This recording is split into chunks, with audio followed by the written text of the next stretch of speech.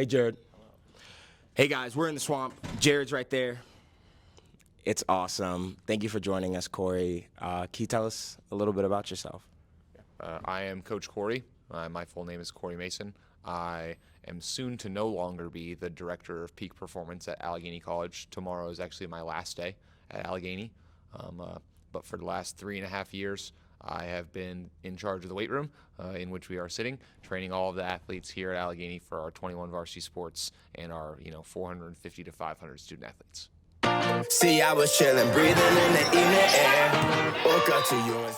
Thank you, Corey. So could you tell me a little bit about your childhood and your childhood into your adulthood? What did it look like for you? Well, I was born in Las Vegas, Nevada, actually. And with a twin brother. I have a twin brother who I can talk on later or later on in this segment. But I moved to 100%. Yeah, absolutely. He looks just like me, but he's got long, flowing blonde hair. Right? Almost kind of looks like Jared. He's a little bit bigger than me, but wears it in a man bun. But I was born in Las Vegas, Nevada, grew up in Peoria, Arizona, a small suburb. Well, I wouldn't say small. It's big, a large suburb on the West Valley side of Phoenix, Arizona. And I spent most of my young life there with myself, my twin brother, and my mom. I grew up playing tons of sports. Obviously, this is, I work in athletics as a career, so a lot of my childhood revolved around playing sports and being active. So I played a ton of sports when I was young. Fortunately, due to my mom helping me and my brother be active and be in sports, developed a love for playing sports. I went to high school at Liberty High School in Peoria, Arizona, which was a new high school when I had came in. My first year there, I believe, was their second senior class, so the 5th year of the school being open.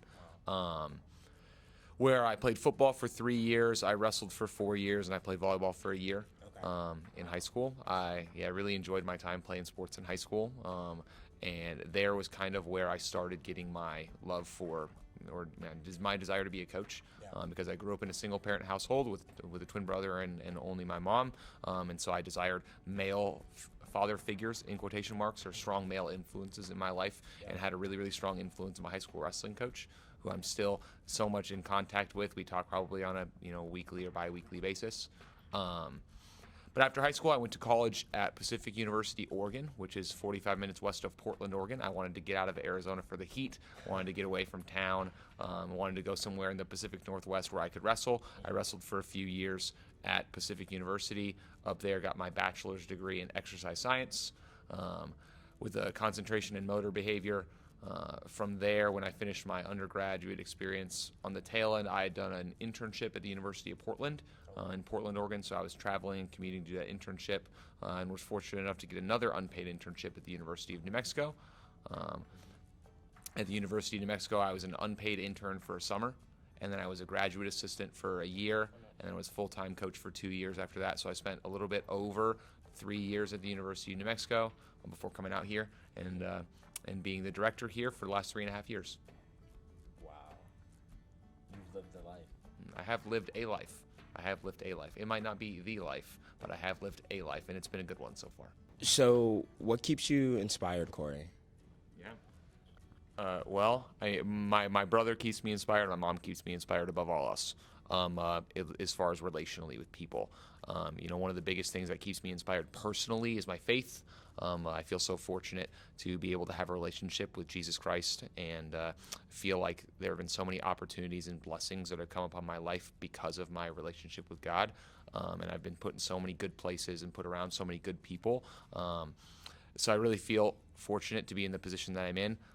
But I feel inspired daily by my mom and my brother. My mom being a single parent to me and my twin brother was obviously super difficult. She's probably the strongest, most strong-willed, most passionate, and most persevering person I've ever known, and probably ever will know, because I view her in such a big light. And then me and my brother have always been super competitive with each other, although he's always been better than me at everything. And So I feel inspired by both of them every day to continue to grow and improve, and try to create good relationships. Just your understanding of the power that your brother and mother have given you is just so impactful, you know. I feel like as well, just your understanding of your relationship with Jesus. You know, I think it's so hard to speak about faith in this day and age, but as well, like back in the day when your mom and my mom were alive. So it's very impactful and powerful that you have those like three main things in your life that keep you inspired. So pivoting a little bit, what's the hardest experience you faced while being a trainer? Wow. That's a really hard question. I think on the day-to-day, you know, a lot of the hardest things that I deal with are seeing our athletes get hurt, or dealing with situations that are, you know, uncertain, or circumstances that may come up out of the blue. Those are probably the hardest things to deal with on a daily basis, because they task you so much with reflecting on yourself. You know, could I have done better? What do I do? What do I do to make this situation really good? Can I make decisions on the fly that are going to be both positively impactful for the athlete, the coach, the team, myself, so on and so forth? But the hardest actual, you know, I would call it event, that may happen to me, and it's happened twice so far, has been moving across the country with nowhere to live, nobody that I know that lives in the area, and I'm about to go do the same thing again.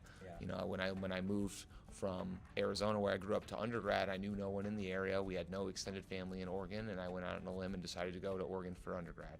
When I moved from Oregon down to New Mexico, I knew one person in all of Albuquerque, and that was an athlete on one of the teams that I went to high school with. But I knew no one professionally, and I had nowhere to live, and you figure it out. And then when I did the same thing going from Albuquerque to here, right, my closest family was in Michigan. Those are grandparents that I hadn't seen when I moved here in 2021. I hadn't seen them probably since 2015, right? And so not a ton of extended family in the region or the area, nowhere to live, a new job, new people, new faces, and here I am about to go do that thing again, right? Moved to Ashland, Ohio, and where I know no one. I still don't have a place to live. I still don't have any idea what any of my work is going to look like when I get there. And so those are the largest logistical challenges that I face as a trainer, or as a coach, is you know, having the ability to step out in a leap of faith and make this career move, without knowing what it's going to look like at all, and understanding that things will work themselves out if you treat people really well and you do a really good job, we work hard, and things generally work out. So what is a gratifying experience you've had while being a trainer? Yeah. I love the relationships that I build with the athletes, you know, and it's so telling now that I'm leaving, how much impact you have on the athletes when they come by and they give you a card, or they want to talk about things, about their lives, their personal lives, or they're asking you for your personal phone number, so they can send you stuff. And I obviously want all the athletes to continue to reach out to me, but when I leave here, but the most gratifying piece of being in here is almost getting to change the perception of the weight room for a lot of the athletes here. And it might be the most gratifying part of being a coach, is seeing people grow personally and physically. I mean, a part of what we do is our physical development. We love seeing people grow literally and physically. But there's so much personal development that you can get from working really hard in the weight room, and the character and the discipline that you can develop from being in here and pushing yourself really hard day after day, week after week, month after month. And all of a sudden, you know, you come in as an 18-year-old freshman or a 17-year-old freshman, and you leave as a 21 or 22 or 23-year-old senior, and you're a totally different person with a totally different mindset. And, you know, you have such a different outlook on life and a different outlook on physical development, or pushing yourself hard, or what it looks like to push yourself hard, or what it looks like to be a great teammate, right? And you see those developments happen day after day, week after week, month after month, and all along the way, you create these great relationships with the athletes, where you know about their families, or what they're going to do after college, or their career goals and stuff like that, and you get to know these athletes in such a personal level as well. And that's so gratifying, just to be able to build the relationship with the people that you're around, and see them develop. What does your workout look like? I feel like that's a broad question, because I know that workouts can change with seasons. So yeah, here we go. Yeah, it is a great question. So, you know, I didn't have any guidance like we have here. You know, when I was in high school, didn't have a strength coach. Some of our sport coaches ran the weight room stuff. Some of them didn't, right? When I was in college, we didn't have a strength coach, and so a lot of the athletes did their stuff on their own. Maybe some didn't do anything at all. So a lot of my professional background comes from doing tons of research for myself, right? So, like, I've done a ton of research into how to train myself, and, you know, doing those things as well has helped me build sessions and workout programs and chase different physical goals for myself as well. So I've done a little bit of competing in powerlifting and weightlifting over the course of several years. I've done those things before, but that's not to say that I'm always looking for that competition to. Sorry, Ty. To train for. I'm not currently training for a competition. Myself and my assistant Jared competed in a competition in October or September of last year, but that was the first time in like 2 or 3 years that I competed. Before that, it was like 5 years. So every once in a while, I'll look for a competition. But right now, at least for me, I'm training technically 5 or 6 days a week. And I'm doing a couple of days where I'm doing only sprints and jumps. Okay. So like those days are sprints and jumps only, maybe a little bit of conditioning on the end, and then 2. Right. I'm trying to cook, man. I'm trying to cook. I'm trying to go fast, man. I'm spiking up, putting my spikes on, sprinting as fast as I can, trying to sprint through the lasers and time myself. And then I generally have 2 lower body training sessions and 2 upper body training sessions. But a 4-day training split has been generally in the weight room what I've been doing for the last 10 years or so, something like that, training with 2 lower body sessions, 2 upper body sessions. But that's not to say there haven't been times of the year where I've trained 5 times a week or even 3 times a week. There was a semester in here where my workload was so high with coaching that I had to take my training down to 3 days a week, which is very well good, and so what we do with a lot of our athletes here because they're doing so much practicing and competing with their sports. But I couldn't handle training more than 3 days a week and still be able to recover from it. So things change, like you said, with different goals that I have or different times of the year, and I'm sure my goals will change, but currently that's what I'm doing. And then my last question for you is, what do you have to say to the people that you've trained with before, that you have trained, that you will train in the future, and that you're training now? Especially to our athletes here at Allegheny, because it's the most recent, right? I want to express the amount of love that I have for each and every one of our athletes here, right? Each and every one of us, whether they've worked with me for the last 2 years or with Coach Jared, or whether they've worked with me for the last 4 years and been around me. I've seen these people grow from being freshmen to seniors now, so much physical and personal development, but I have so much love for each and every one of them. Although I'm a young coach, right, I still consider the relationships that I've built with these people so deeply. I value them so much, and I value the time that we spent together so much. And I hope that they've seen me so much, even so much so as a friend, as they've seen me as a mentor, or so much so as someone to come and talk to, as someone who's a coach. Hoping to build that type of relationship with all of the athletes, and I hope that they understand the impact that the weight room can have on their life. I hope they leave Allegheny with a different view on physical development or the weight room or training as a whole than they came in with.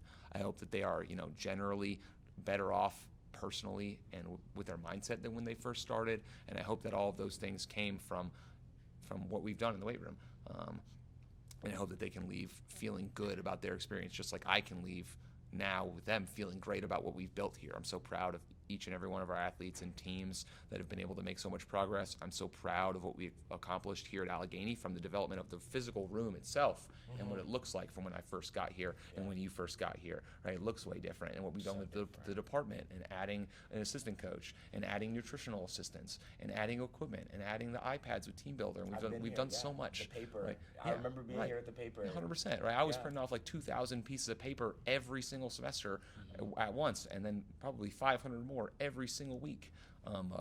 So we've came such a long way, and I think I'm leaving in a position where it's now sustainable, and I can leave feeling proud of what I've built, feeling like I'm leaving Allegheny better than I found it, and like it can continue to grow and continue to sustain itself even without me here.